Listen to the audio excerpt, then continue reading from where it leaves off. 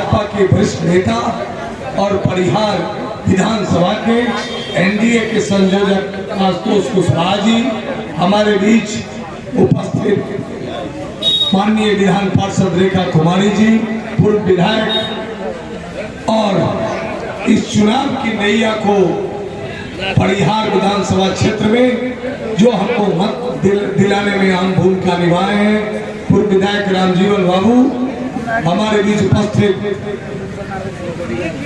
उपेंद्र कुशवाहा जी के पार्टी के बाजपट्टी के पूर्व प्रत्याशी रेखा गुप्ता जी, हमारे बीच उपस्थित हमारे जनता दल के कप्तान सत्येंद्र कुशवाहा जी, रवि जी, हमारे बीच उपस्थित भाजपा के वरिष्ठ नेता जिला परिषद के पूर्व उपाध्यक्ष देवेंद्र शाह जी, हमारे बीच उपस्थित हमारे जिला के प्रभारी जदयू के मेजर इकबाल साहब, अरुण गोप जी, बबलू मंडल जी, बिहार कैलिक महासभा के अध्यक्ष मोहन शाह जी, विनय झा जी एवं सभी पीताम्बर बाबू और सभी उपस्थित परिहार प्रखंड के एनडीए के मतदाता बंधुओं, काफी सत्येंद्र जी ने विस्तृत रूप से कहा है, उन बिंदुओं को मैं दोहराना नहीं चाहता और रामजीवन बाबू ने भी सभी बातों को आपको रखा है।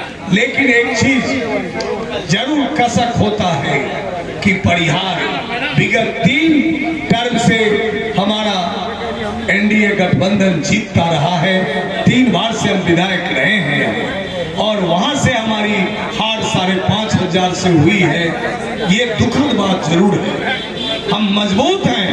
नरेंद्र मोदी जी का लहर और नीतीश कुमार जी का जातीय जनगणना और पंचायती राज में आरक्षण, महिलाओं का, गरीबों का, पिछड़े अति पिछड़ों का आरक्षण में वोट हमारा है और हमारे उम्मीदवार देवेश चंद्र ठाकुर एक ईमानदार, रामजीवन बाबू ने भी आपको कहा और पूरा बिहार जानता है कि देवेश बाबू अपने 22 वर्षों के विधान पार्षद के कार्य में 1 रुपया वेतन नहीं लिया और वेतन को गरीबों में दान देने के लिए मुख्यमंत्री राहत कोष और प्रधानमंत्री राहत कोष में देते रहे।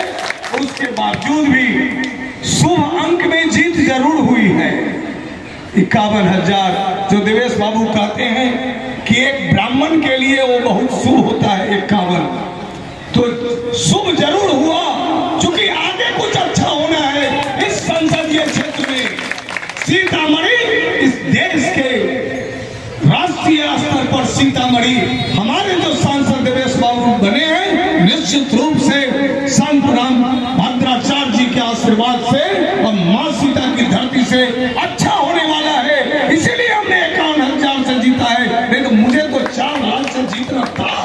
अगर हम 4 लाख से नहीं जीते हैं तो उसके लिए कोई दूसरा दोषी नहीं है। मैं विपक्षी दल को दोष नहीं देता हूँ। हमारे दल के लोग कहीं न कहीं साजिश के शिकार हुए और गलत प्रचार किया जाता रहा। आज मैं बधाई और धन्यवाद नीतीश कुमार जी को देना चाहता हूँ कि पूरे सीतामढ़ी लोकसभा क्षेत्र से जब से चुनाव होता रहा है, 73 से जेपी आंदोलन से 2 वर्षों तक जेल में रहने के बाद, मैं आंदोलन में जो देखता रहा, उसके बाद कोई भी सांसद ऐसा नहीं हुए जिनके जातीय के आधार पर यह टिकट मिलता रहा।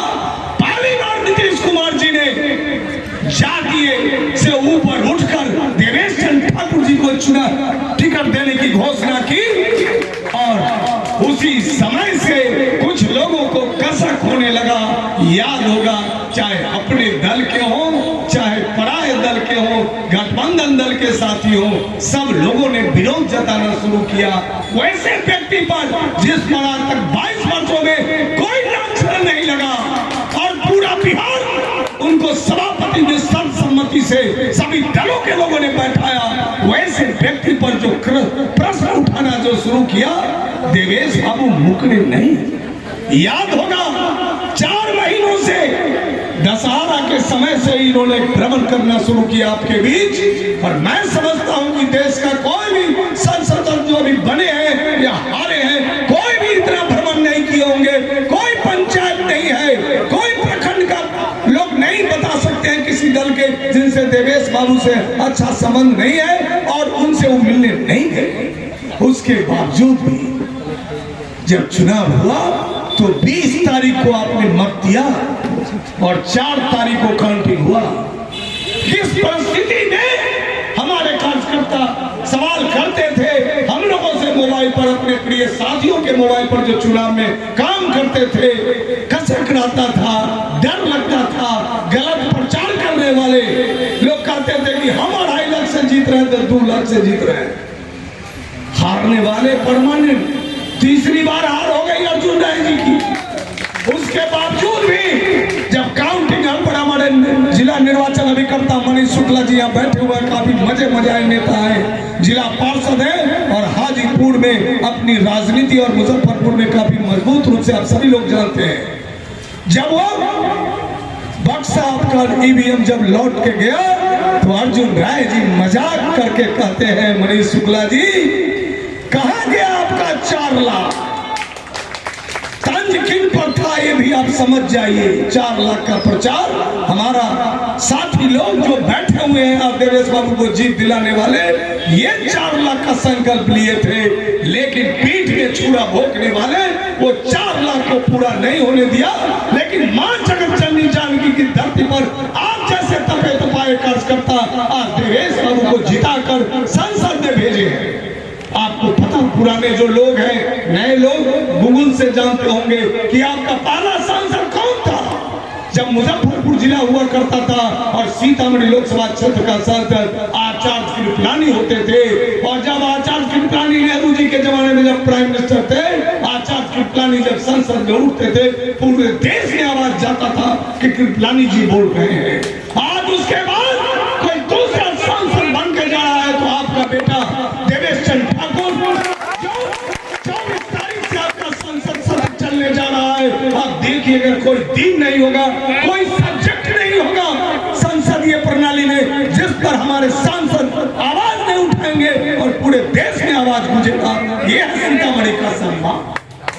और सम्मान उतना ही नहीं, देवेश बाबू आपको कहेंगे आज अयोध्या के तौर पर मां सीता की धरती को भी स्थान मिले राष्ट्रीय स्तर पर। कौन आवाज उठाया? चुनाव घोषणा से पहले देवेश बाबू ने माननीय नीतीश कुमार और बिहार सरकार से 72.5 करोड़ रुपया लाकर पुनौरा मंदिर का मुख्यमंत्री को लाकर शिलान्यास कराया।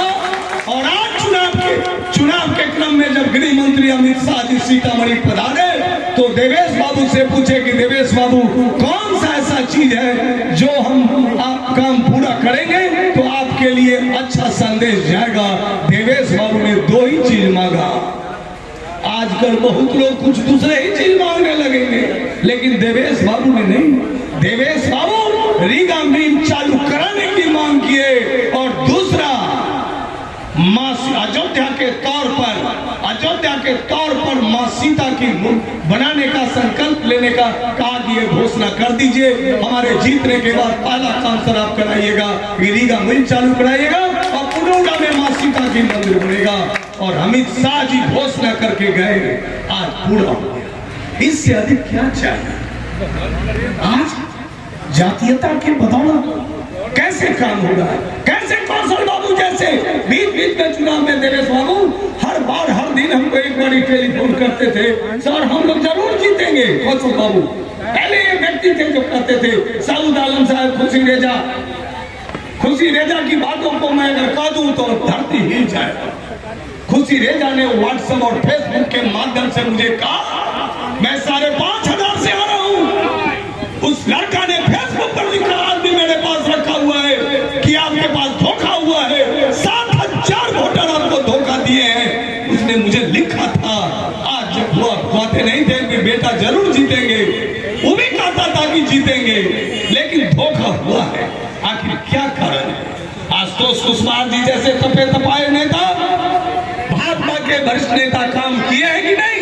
मैं उनको बधाई और धन्यवाद देना चाहता हूं कि आशुतोष कुशवाहा जी ने आज भारत भूषण जी जो मुखिया जी हैं, रामजीवन बाबू के लड़का, उनका जो मदद हुआ है, ऐसे लोग मदद करके हमको जिताए। रेखा जी विधान पार्षद कौन इन्हें बनाया?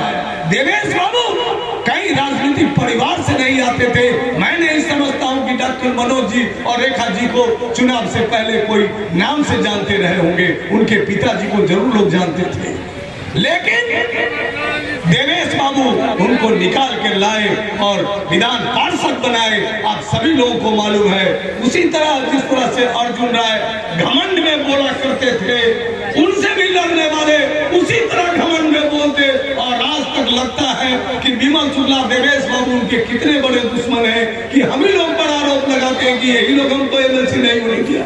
अरे रेखा कुमारी को वोट दिया त्रिस्तरीय पंचायत के लोग, तब तो वो जीते हैं। घमंड मत करो। घमंड करने वाले अर्जुन राय जी तीसरी बार हार होकर चले गए और आपका भी राजद समाप्त हो चुका है सीतामढ़ी जिला से। बिहार में तो समाप्त होना ही, कभी उम्मीद नहीं करे तेजस्वी यादव सत्ता के गद्दी पर जाने का, इसलिए कि आपने जो 15 वर्षों में बिहार को लूटा है, बिहार को जो जंगल राज बनाया है, बिहार की जनता कभी माफ नहीं करेगी। कितना भी लालू यादव और तेजस्वी यादव हेलीकॉप्टर से भीड़ जुटा ले, लेकिन नीतीश कुमार है।